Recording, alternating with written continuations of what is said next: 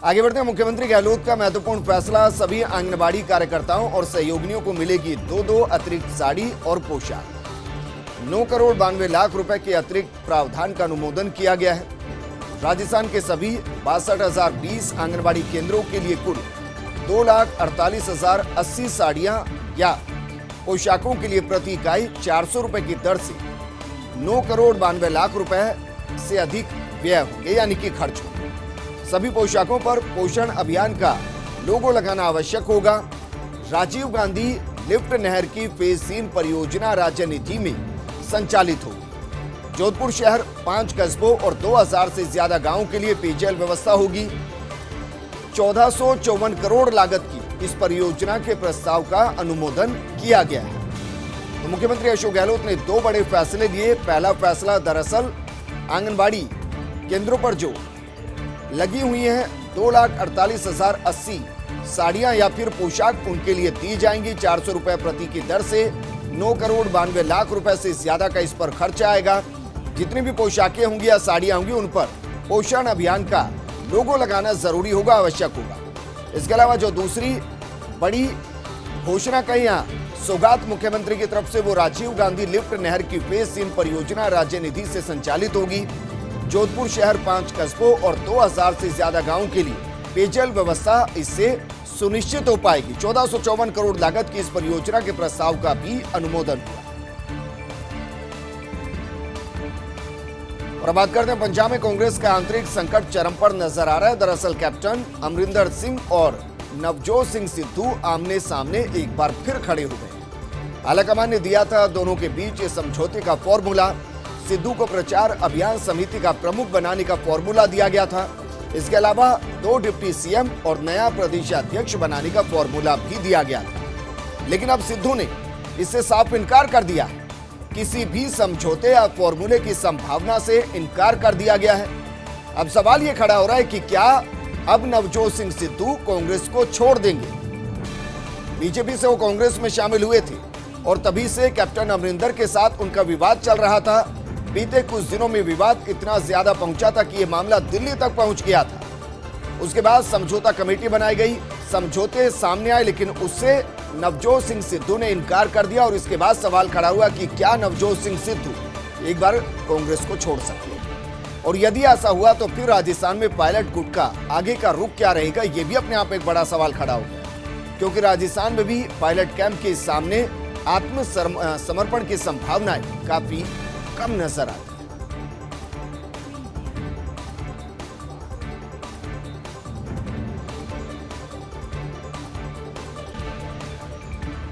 राजस्थान की एलजेपी पसोपेश के अंदर है। चाचा के साथ जाए या भतीजे के साथ, इसको लेकर कंफ्यूजन लगातार बनी हुई है। चिराग पासवान की बुलाई बैठक में पहुंचे थे प्रदेशाध्यक्ष। एलजेपी प्रदेशाध्यक्ष सूरज कुमार ने इसमें हिस्सा लिया था, लेकिन अभी तक पूरी तरह तय नहीं चिराग के साथ। उधर चाचा पशुपति कुमार पारस भी राजस्थान यूनिट के संपर्क में है।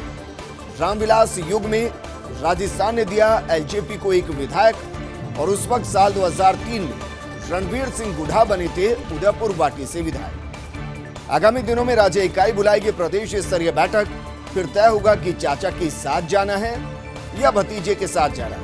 हालांकि ये सबसे ज्यादा विवाद बिहार के अंदर गरमाया है, लेकिन बिहार से इतर अन्य राज्यों के अंदर जहां भी एलजेपी का संगठन है, वो चाहे कितना ही विस्तृत हो या कितना ही छोटा हो, उसके अंदर भी हलचल तेज हो गई है कि चाचा के साथ रहें या फिर भतीजे के साथ रहें।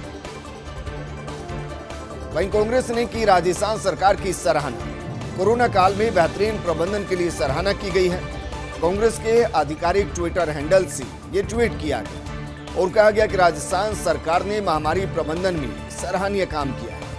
साथ साथ वैक्सीनेशन की दिशा में भी सराहनीय कार्य किया गया है। कोरोना के खिलाफ लड़ाई में विजयी होने जा रहा राजस्थान, और राजस्थान सरकार की सतर्कता के चलते होने जा रहा विजय। दरअसल बीते 24 घंटे की बात करें तो लगभग 120-25 के आसपास कोरोना केस सिर्फ राजस्थान में आ रहे हैं, जबकि 2 करोड़ से ज्यादा वैक्सीन राजस्थान में लगाई जा चुकी है। और दोनों ही अपने आप में माइलस्टोन है, जो बाकी राज्यों के लिए मिसाल बनकर सामने आए। वहीं अंतर्राष्ट्रीय योग दिवस पर कोरोना के खिलाफ तेज हुआ जंग। देश भर में वैक्सीनेशन अभियान को दिया जा रहा बड़ा स्वरूप। लोकसभा अध्यक्ष ओम बिरला की प्रेरणा से लोकसभा सचिवालय ने पहल की है। लोकसभा सचिवालय ने दिल्ली में 3 स्थानों पर आयोजित किए vaccination camp. North Avenue, south Avenue और डॉक्टर जाकिर हुसैन मार्ग पर कैंप आयोजित किए गए। सांसद सदस्यों, उनके परिजनों और निजी स्टाफ का वैक्सीनेशन हो रहा है। वैक्सीनेशन कैंप का निरीक्षण करने पहुंचे लोकसभा अध्यक्ष ओम बिरला। इस दौरान बिरला ने सांसदों और उनके परिजनों से मुलाकात की, उनसे बात की। बिरला ने देशवासियों से भी वैक्सीनेशन करवाने की अपील की और कहा कि कोरोना के खिलाफ सबसे प्रभावी कवच है वैक्सीनेशन। लोकसभा अध्यक्ष बिरला ने सभी सांसदों से भी अनुरोध किया, क्षेत्रों में लोगों को वैक्सीन के प्रति उत्साहित करने का अनुरोध किया गया। बुलेटिन में खबरों का सिलसिला लगातार जारी है, लेकिन यहां रुकेंगे एक छोटे से ब्रेक के लिए। जल्द हाजिर।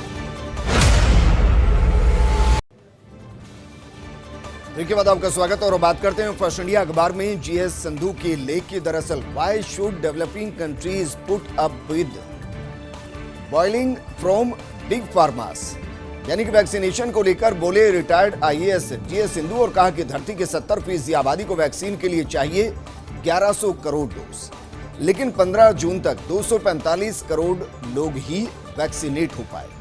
वैक्सीन की गरीब देशों के बीच पहुंच ना के बराबर है। देश की 85% वैक्सीन गई अमीर और उच्च मध्यम आय वाले देशों के पास, जबकि गरीब मुल्कों को मिली सिर्फ 0.8% ही डोज। महामारी पर काबू पाने के लिए धनी राष्ट्रों को दिखाना होगा बड़ा दिल।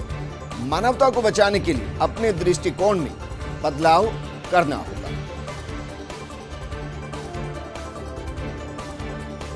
टूरिज्म अनलॉक हो चुका है, लेकिन पर्यटन स्थल अभी भी सूने, यानी कि वहां सैलानी पहुंच नहीं पा रहे। जयपुर के स्मारकों में पर्यटक बड़े शेष राज्य में घटे हैं। प्रदेश में पुरातत्व विभाग के 33 स्मारकों में 23 को आज भी पर्यटक नहीं मिल पा रहे हैं। जयपुर के 2 और जयपुर से बाहर के 21 पर्यटन स्थलों का आंगन सूना रहा। अल्बर्ट हॉल जैसे म्यूजियम में आज नहीं पहुंचा एक भी पर्यटक। जयपुर के स्मारकों पर पहुंचे कुल 1430 पर्यटक, जबकि जयपुर के बाहर 25 स्मारकों पर पहुंचे सिर्फ 72 पर्यटक। आज 1502 पर्यटकों में से कुल 82,000 से ज्यादा की आय हुई। पुरातत्व निदेशक प्रकाश चंद्र शर्मा खुद लगातार सघन मॉनिटरिंग करते नजर आए। और अब बात करते हैं खान विभाग की, जिसमें दफन हुई सैकड़ों भर्तियां। पिछले 8 साल से विभाग में कोई भर्ती नहीं हुई, जबकि इन 8 सालों में 70 से ज्यादा कार्मिक रिटायर हुए। विभाग में सर्वेयर, ड्राफ्टमैन से एसएमई तक की 60% पद खाली पड़े। रिक्त पदों के चलते खनन गतिविधियां और राजस्व अर्जन प्रभावित हुआ है। एनफोर्समेंट का काम भी विभाग में महज कागजी खाना पूर्ति नजर आता है, जबकि कोविड काल में खनन राजस्व पर निर्भर रही सरकार। ऐसे में रिक्त पदों पर भर्ती कर विभाग को सशक्त किया जाना बेहद जरूरी है। हजारों बेरोजगारों को भी खान विभाग की भर्तियों का इंतजार है। वहीं माना जा सकता है कि राजस्थान में और बढ़ेगा अनलॉक का दायरा। दरअसल धार्मिक स्थल, सिनेमाघर, मल्टीप्लेक्स खोलने की तैयारी है। 1 जुलाई से शादी समारोह की अनुमति संभव है। आज या कल जारी हो सकती है नई गाइडलाइन। संभवतः जारी रहेगा रविवार का वीकेंड कर्फ्यू। सिनेमाघरों और मल्टीप्लेक्स को आधी दर्शक क्षमता के साथ खोलने की तैयारी है। कुछ शर्तों के साथ धार्मिक स्थलों को भी श्रद्धालुओं के लिए खोले जाने की तैयारी है। शाम 6 बजे तक बढ़ सकता है बाजारों का समय। 1 जुलाई से शादी समारोह पर लगा प्रतिबंध हटेगा। पूरे कर्मचारियों के साथ सरकारी दफ्तर भी खोलते हुए नजर आ सकते हैं। भीलवाड़ा में युवक को मासूम से छेड़खानी करना महंगा पड़ गया। ग्रामीणों ने जमकर धुनाई कर दी, जूते चप्पलों की माला पहना दी। बनेड़ा थाना क्षेत्र की मेघराज पंचायत के थलियाखेड़ा गांव की घटना है। ग्रामीणों ने सुनाया गांव से बाहर जाने का फरमान। जूते चप्पल की माला पहना, बिंदोरी निकालने का वीडियो सामने आया, लेकिन फर्स्ट इंडिया न्यूज नहीं करता वीडियो की पुष्टि। वीडियो में आपको दिखा रहे हैं किस तरीके से जूते चप्पल की माला पहनाई गई, लेकिन हम इसकी पुष्टि नहीं करते।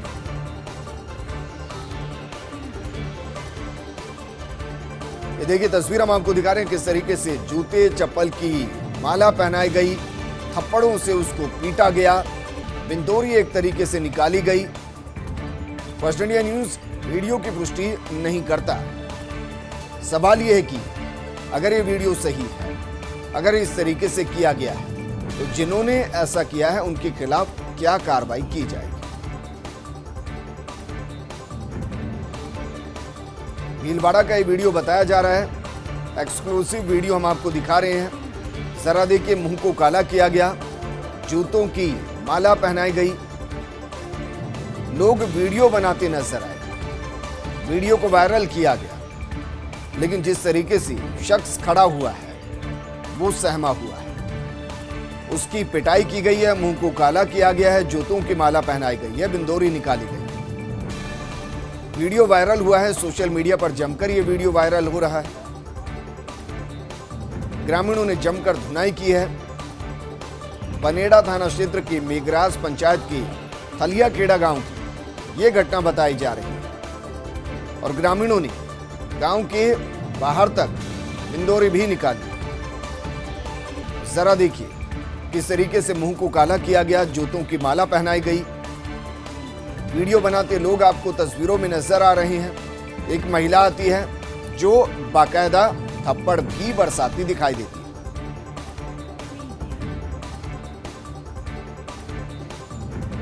आगे बढ़ते हैं। भीलवाड़ा में तस्करों ने कार को लगाई आग, तस्करों की कार से टकराई भैंस। हादसे के बाद तस्करों ने कार में आग लगा दी। भीलवाड़ा जिले के बनेड़ा थाना क्षेत्र का यह मामला है। अफीम डोडा चूरा भरी कार को आग लगाकर तस्कर वहां से फरार हो गए। तो बड़ी खबर हम आपको बता रहे हैं, तस्वीर भी आपको दिखा रहे हैं।